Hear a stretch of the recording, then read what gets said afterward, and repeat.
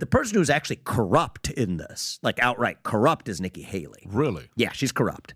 And in the way that like Joe Biden is corrupt. Is that when you said you made money with Boeing board? Yeah, I mean, if you just kind of go through the facts here, right? I mean, just like, this is somebody privately benefiting from their public service, right? This is wrong. It's wrong when Hunter Biden does it.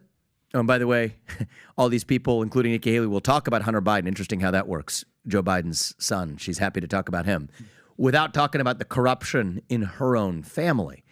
So she's governor of South Carolina, does special favors for this company called Boeing her entire time while she's in office.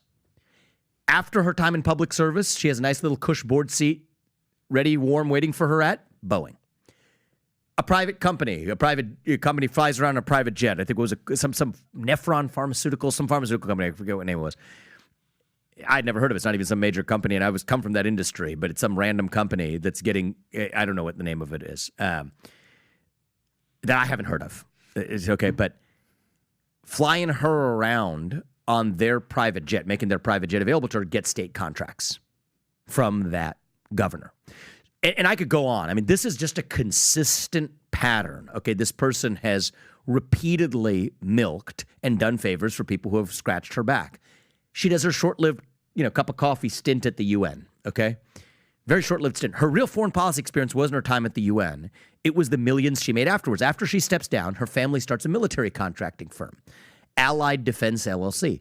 If the mainstream press were doing their decisions, Allied Defense should have to disclose who their clients are.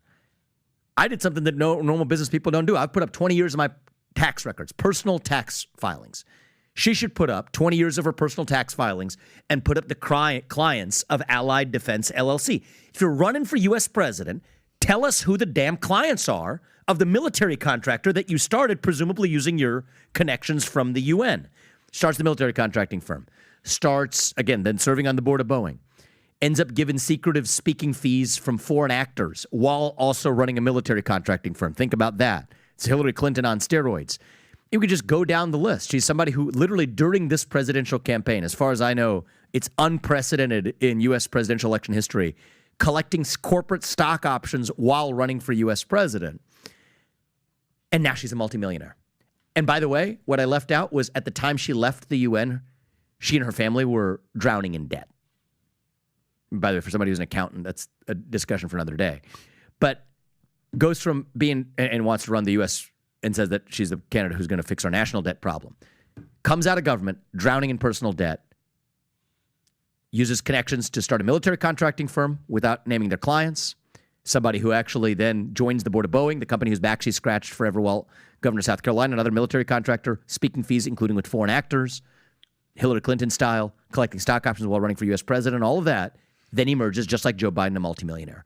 These are not the people, whether it's Biden or Haley, these are not the people we should want deciding whether to send your kids to die fighting somebody else's war.